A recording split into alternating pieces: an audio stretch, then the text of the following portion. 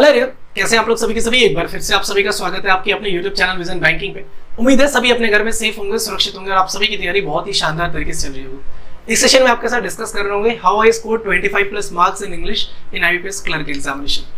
और ऐसा नहीं है कि स्टार्टिंग से ही मेरे 25, 26, 27 आ रहे थे स्कोर, ऐसा कभी नहीं था। मेरे भी स्कोर एक टाइम पे 5 नंबर, 6 नंबर, 7, 10 इस बीच में मेरे नंबर्स फ्लक्चुएट हो रहे थे। मेरे को खुद पे कॉन्फिडेंस नहीं बन पा रहा था कि मैं जो मॉक टेस्ट लगा रहा हूँ या मैं जो सेक्शनल मॉक टेस्ट लगा रहा हूँ इसमें मेरे इंग्लिश में कितने स्कोर आ जाएंगे, ये भी मेरे को नहीं पता चलता। जब मैं मॉक टेस्ट सबमिट करता था, स्कोर देखता था, तभी पता चलता था अच्छा इस बार तो 12 गलतियां होंगी, इस बार 15 गलतियां होंगी, इस बार 10 गलतियां होंगी। मतलब जितने नंबर करेक्ट होते थे उससे कहीं ज्यादा गलतियां हो ही रहती थी। तो कॉन्फिडेंस नहीं बन पा रहा था कि क्या करें। तो फिर मैंने क्या किया, अपने सारे मॉक टेस्ट को एक बार एनालाइज करने की कोशिश करी कि जिस मॉक टेस्ट में मेरे ज्यादा नंबर आ रहे हैं उसके पीछे का रीजन क्या है, या किसी मॉक टेस्ट में अगर कम आ रहा है तो क्यों मेरे कहाँ पे ज्यादा मैंने मिस्टेक्स करी। उसके बाद मैंने कुछ चीजों को इंप्लीमेंट करने की कोशिश करी और उसके बाद मेरे स्कोर 20+ आने कंसिस्टेंट आने लगे। किसी दिन 22, किसी दिन 24, किसी दिन 25, 26, कभी 30 नहीं आया। और मेरे को भी वो चीज मेरे को भी ओके था कि चलो 30 नहीं भी आ रहा है, अगर मेरा कंसिस्टेंट लेवल पे 20, 22 भी आ रहा है ना तो I am okay with that, क्योंकि मेरे रीजनिंग और क्वांट अच्छे थे। अब मोस्टली बच्चे जो बैंकिंग एग्जाम की तैयारी कर रहे हैं वो सभी इस बात से रिलेट कर होंगे कि जित 70 to 80% बच्चों का ना इंग्लिश कंपैरिजन अगर आप क्वांट या रीजनिंग के साथ करोगे तो उनका थोड़ा सा वीक होता है। जो अर्बन एरियाज के बच्चे उनका तो चलो इंग्लिश सही रहता है, उनको आप देखोगे तो उनके इंग्लिश में 28-29 आ रहा है, लेकिन क्वांट में उनके कम आ रहा है। बट रूरल एरियाज के जो लोग हैं ज्यादातर उनमें क्या होता है कि इंग्लिश थोड़े से कंपैरिजन अगर आप करोगे क्वांट रीजनिंग के साथ तो वीक ही होता है उनका। तो अब ऐसा नहीं कि वो इंग्लिश पे टाइम नहीं दे रहे, जितना टाइम उनको देना चाहिए कहीं उससे ज्यादा टाइम दे रहे। जितना वो क्वांट पे दे रहे, जितना रीजनिंग पे दे रहे, उससे ज्यादा टाइम दे रहे अपने इंग्लिश पे। वो आरसी भी बना रहे हैं, वो प्रॉपर प्रैक्टिस भी कर रहे हैं, वो पूरा स्पॉटिंग एरर के सारे रूल्स भी उन्होंने पढ़ लिए, लेकिन फिर भी उनके स्पॉटिंग एरर गलत हो रहे हैं। ठीक है, तो अगर आपके साथ भी ये सारी की सारी प्रॉब्लम्स हो रही है तो डेफिनेटली ये वीडियो आपके लिए एक बार पूरा देखना। मैं ये नहीं बोलता हूँ कि आप 100% मेरी स्ट्रेटेजी को फॉलो करो, क्योंकि आपकी स्ट्रेटेजी आप जिसके साथ प्रैक्टिस करो, जिस स्ट्रेटेजी के साथ, उसमें कुछ ना कुछ चीजें तो ऐसी होंगी जो मेरे से ज्यादा बेहतर होंगी। तो आपको जिस चीज में आपके नंबर आ रहा है आपको मेरी स्ट्रेटेजी फॉलो करने की कोई जरूरत नहीं है। उसमें मैं क्लियरली बात कर रहा हूँ आपसे। आपको देख लो कि आपको आरसी में दिक्कत है तो आप आरसी वाली स्ट्रेटेजी फॉलो कर लो। आपको लगता है कि आपको ग्रामेटिकल में प्रॉब्लम आ रहा है, डेफिनेटली बोलो 90 to 100%, 90% बच्चों की गारंटी लो स्पॉटिंग एरर में अगर आपकी गलती हो रही है, जो मैं आपको बताने वाला हूँ, जो चीजें मैंने इंप्लीमेंट करी थी, आपका करेक्ट हो जाएगा। लिख के ले लेना इस सेशन के बाद, ठीक है। बस आप अग्री कर रहे हो कि भैया मैं भी यही गलतियां कर रहा था स्पॉटिंग एरर में, ठीक है। फिर वो क्या आपको कैसे कवर करना है आप वो देख लो। अगर आपको लग रहा है कि आपका इंग्लिश 25, 26, 20 से ऊपर कहीं भी स्कोर जा रहा है ना, तो फिर ये वीडियो आपके लिए नहीं है। आपकी प्रैक्टिस मांग रहे हैं आपसे कुछ बस, ठीक है। प्रैक्टिस कहां से करना है, मॉक टेस्ट लगाओ, जितनी मॉक टेस्ट लगा रहे हो, सेक्शनल मॉक टेस्ट लगाओ, मॉक टेस्ट लगाओ।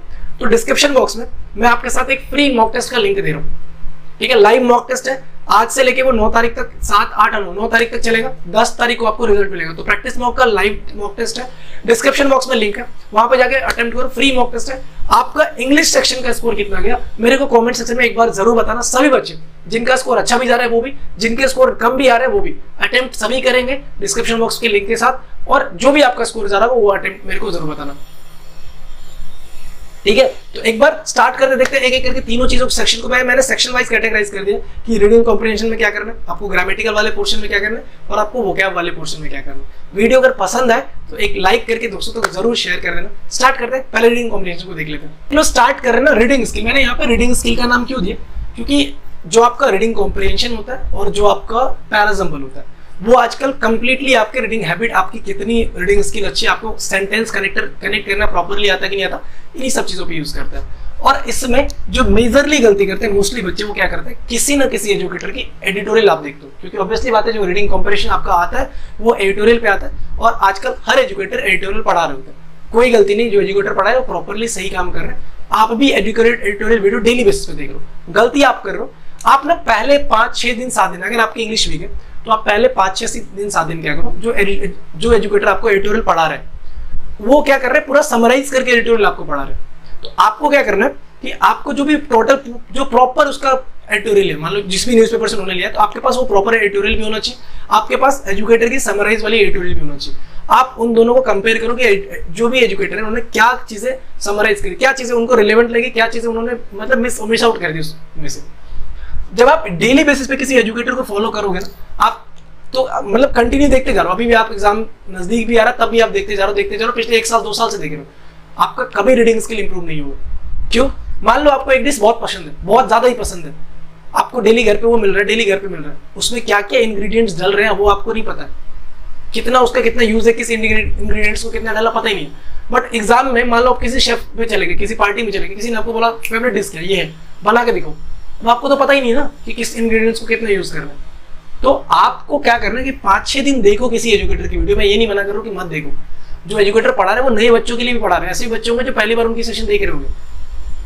जब तक आप किसी एजुकेटर की वीडियो देखते करते रहोगे तब तक आपका रीडिंग स्किल कभी सही नहीं होगा, तब तक आपका आरसी कभी नहीं सही होगा, तब तक कभी आपका पैराजम्बल नहीं सही होगा, क्योंकि आपको वो तो सारी चीजें समझा के बता रहे हैं। स्टोरी है, उन्होंने स्टोरी बता दी आपको, आपने खुद से थोड़ी समझी है। और जब आपका मान लो जिस दिन भी आपका रीडिंग स्किल सही हो जाएगा, आप एजुकेटर को पढ़ना छोड़ दोगे, क्या होगा पहले दिन आप पढ़ोगे खुद से 5% समझ में आएगा, 10% समझ में आएगा, 15% समझ में आएगा, लेकिन ये रिटेंशन ना धीरे धीरे बढ़ते चला जाएगा। जो आपका 5% था वो 5 दिन के बाद 10% होगा, 5 दिन के बाद 15% हो जाएगा, धीरे धीरे चीजें बढ़ती चली जाएंगी। और एक टाइम ऐसा आएगा जब आप पूरा एडिटोरियल पढ़ोगे और एक बार पढ़ने के बाद आपकी चीजें मतलब 70 to 80% चीजें आप समझ जाओगे कि एडिटोरियल बोल क्या रहा है, और 10 में से 7 से 8 क्वेश्चन आप बिना दोबारा एडिटोरियल को पढ़े क्लिक कर दोगे। क्लैरिकल की बात करो, पीओ में तो चलो आपको फिर से रेफरेंस लेना पड़ेगा बार बार, क्योंकि वो हाइपोथेटिकल क्वेश्चंस भी आपको देखने को मिलते हैं। बट क्लैरिकल में आप अगर पढ़ लोगे ना तो 7 से 8 क्वेश्चन आप इजीली बना लोगे, लेकिन इसके लिए प्रैक्टिस चाहिए होगी। 15 दिन, 20 दिन, 25 दिन आपको कंटिन्यू पढ़ो। आपका मन नहीं करेगा एडिटोरियल पढ़ने का, बट पढ़ना पड़ेगा। और अब ऐसा तो है नहीं कि बैंकिंग एग्जाम में आपको देखने को मिलता नहीं कि एडिटोरियल जो आपका आता है वो स्टोरी बेस्ड आता है। आजकल एडिटोरियल भी आपका जो मिलेगा, जो आरसी मिलेगा, रीडिंग कॉम्प्रिहेंशन मिलेगा, या फिर पैराजम्बल की बात करो तो आपको ये सभी मिलेंगे किसमें, क्लाइमेट चेंज पे, वर्ल्ड बैंक से रिलेटेड कोई न्यूज है उस पर, आरबीआई की मॉनेटरी पॉलिसी पे कोई न्यूज है उस पर, आईएमएफ के साथ क्या किसके साथ डील हुआ है उस पर, मतलब ये सारी की सारी चीजें इकोनॉमिकल टर्मिनोलॉजी पे आपको देखने को मिलेगा। तो ऐसा वहां पे आपका ये काम आएगा कि आपने कितनी आरसी पढ़ी है। आपको जब आप आरसी में समझ जाओगे तो अब पैराजम्बल भी उसी पे आ रहा है, तो आपको पता होगा कि किस सेंटेंस के बाद मुझे किस सेंटेंस को कनेक्ट करना है। अगर क्लाइमेट चेंज पे है तो, अगर बैंकिंग टर्मिनोलॉजी पे तो क्या करना है, इकोनॉमिक्स टर्मिनोलॉजी पे तो क्या करना है, वो सारी चीजें आपको रीडिंग स्किल से ही सीखने को मिलेंगी। तो पहला काम आप आज ये करो कि किसी भी एजुकेटर की वीडियो अगर आपने 7 से 8 दिन देख लिए एडिटोरियल वाली, तो आज आप देखना, आज से देखना बंद कर दो। क्वाड्रेटिक इक्वेशन की वीडियो आप डेली देखते हो क्या किसी की, कि भैया क्वाड्रेटिक इक्वेशन कैसे पढ़ा? आपने क्या किया, आपने पहले 1, 2, 3 दिन 4 दिन करके आपने सीख लिया क्वाड्रेटिक इक्वेशन का सॉल्यूशन कैसे किया जाता है। फिर आप वीडियो के साथ प्रैक्टिस कर रहे हो, आपने अप्रोक्सीमेशन को देख लिया कैसे बनाया, आपने सिंप्लीफिकेशन का देख लिया कि 11 रूल्स ऑफ स्पीड मैथ्स क्या है, आप उसके बाद खुद से प्रैक्टिस कर रहे हो। तो आरसी भी सेम चीज है, आप 7 दिन, 8 दिन, 10 दिन टाइम देकर सीख लो कि कैसे एजुकेटर ने जो पूरा एडिटोरियल था उसका किस तरीके से समराइज करके एडिटोरियल बना दिया। जब आपको ये करने खुद से आ गया, फिर आपको एडिटोरियल लिखने की जरूरत नहीं है, ठीक है। और एडिटोरियल जब आप पढ़ रहे हो और खुद से पढ़ रहे हो ना, आपको बेनिफिट क्या होगा कि वोकैबुलरी आप खुद से फिगर आउट कर रहे हो। आप वोकैब मतलब आप एक सेंटेंस पढ़ रहे हो जिसमें आपको वोकैब का मतलब नहीं आ रहा है, अब आप फिर उस टाइम पे जाके वोकैब देखोगे ना, तो वो वोकैब एक सेंटेंस के साथ कनेक्ट होकर आपके दिमाग में फिट रहेगा हमेशा। वैसे आप वोकैब याद करोगे तो नहीं याद होगा, लेकिन किसी सेंटेंस का वोकैब अगर आप फिगर आउट करोगे उसी टाइम पे, फिर आप उस सेंटेंस को पढ़ोगे ना, तो वो वोकैब आपके सेंटेंस के साथ माइंड में फिट रहना शुरू हो जाएगा। यही तो चाहिए ना हमें तो वोकैब का अल्टीमेटली मतलब पता करना चाहिए। ये नहीं कि मेरे को टारगेट ये नहीं कि आपने 200 वोकैब लर्न किए, 300 वोकैब लर्न किए, टारगेट ये है कि आपको वोकैब का मतलब पता होना चाहिए। 300 वोकैब लर्न कर, लेकिन सेंटेंस में यूज करना नहीं आ रहा, कैसे काम चलेगा? वोकैब लर्न कर ले, सेंटेंस में यूज करना नहीं आ रहा, और आपको पता है क्लैरिकल में तो ये भी आता है कि भैया 3 सेंटेंस दे दिए एक वोकैब पे, बताओ कि कौन कौन सा सही सेंटेंस है।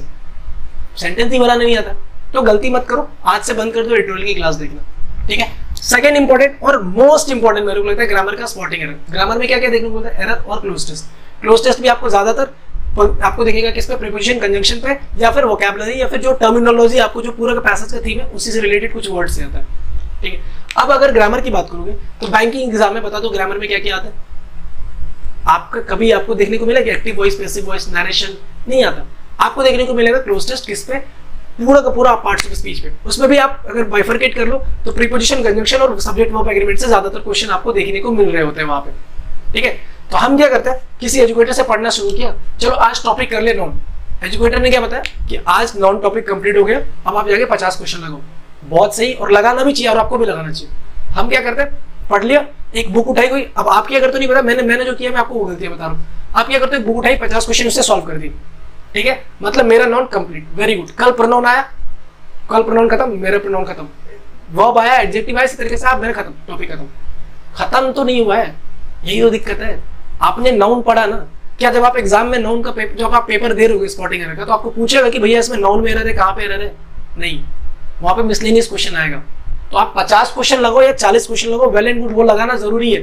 लेकिन जिस दिन आपका नाउन कंप्लीट हुआ, आप किसी भी मिक्स सेट का भी स्पॉटिंग एरर पकड़ो, जिसमें ऐसा नहीं कि नाउन का ही एरर, उसमें नाउन का भी होना चाहिए, प्रोनाउन का भी होना चाहिए, वर्ब का भी, एडजेक्टिव का भी, प्रीपोजिशन का भी। आपसे 10 में से 2 ही क्वेश्चन बने, फर्क नहीं पड़ता, बट कोई सा भी ऐसा क्वेश्चन नहीं होना चाहिए जो नाउन से रिलेटेड एरर था वो आपका गलत होना चाहिए।